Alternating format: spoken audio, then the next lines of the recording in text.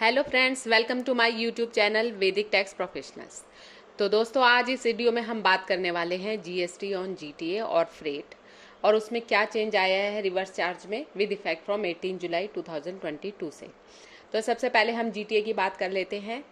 Now GTA has option to charge GST at the rate 5% without ITC and GST at the rate 12% with ITC under forward charges from 18 जुलाई 2022।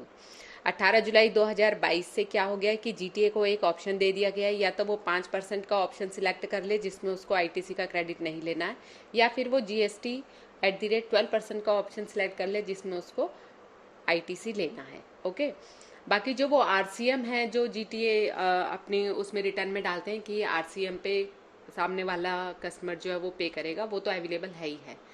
फिर उसके बाद है GTA must opt for the same.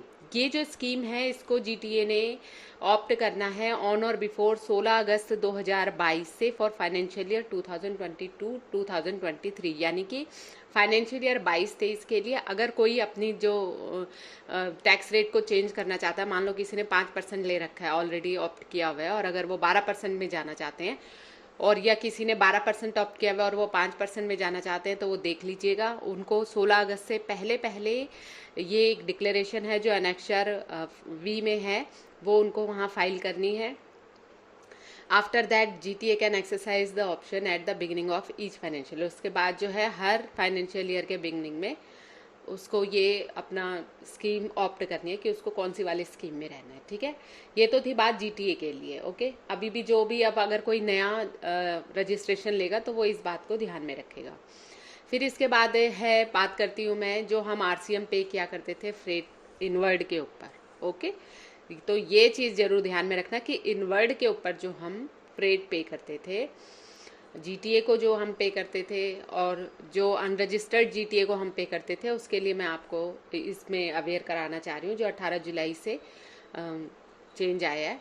तो देखते हैं। Exemption available to GTA services for transportation of goods by road up to rupees 750 in case of single consignee and rupees 1500 in case of single carriage have been withdrawn with effect from 18 जुलाई 2022 से।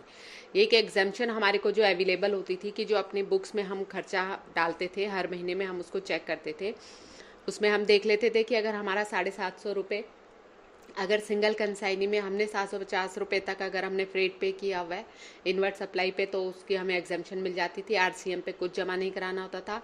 उसी तरीके से अगर 1500 in case of single carriage पे हमने पे किया हुआ है इनवर्ट सप्लाईज पे, तो उस पर भी हमें एग्जाम्पशन मिल जाता था और कुछ नहीं जमा कराना होता था। ठीक है, उसके अलावा जो हमारा 2A में आ जाता था, जो जीटीए डाल देते हैं कि भाई इनको रिवर्स चार्ज पे करना है, वो तो हम करते थे, मैंडेटरी है, वो तो हमें पे करना ही करना है।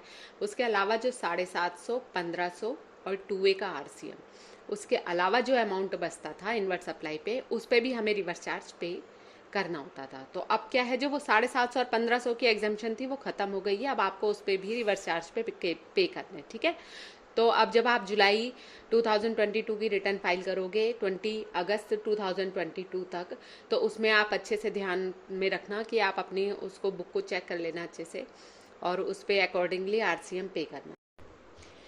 नाउ ऑल कंसाइनमेंट, मतलब कि अब जो भी कंसाइनमेंट है वो सब टैक्सेबल हो गया है, और जो वैल्यू ऑफ ट्रांसपोर्टेशन चार्जेस है उस पर आपको एट द रेट 5% आरसीएम जमा कराना है, जिसका कि आईटीसी आपको उसी वक्त अवेलेबल हो जाता है। बस वो जो 5% आरसीएम है वो आपको कैश में जमा कराना होता है। तो अगर आपको मेरी वीडियो समझ में आई है और अगर आपको पसंद आई है तो प्लीज़ मेरे चैनल को सब्सक्राइब एंड वीडियो को लाइक एंड शेयर ज़रूर कीजिएगा। Thanks for watching.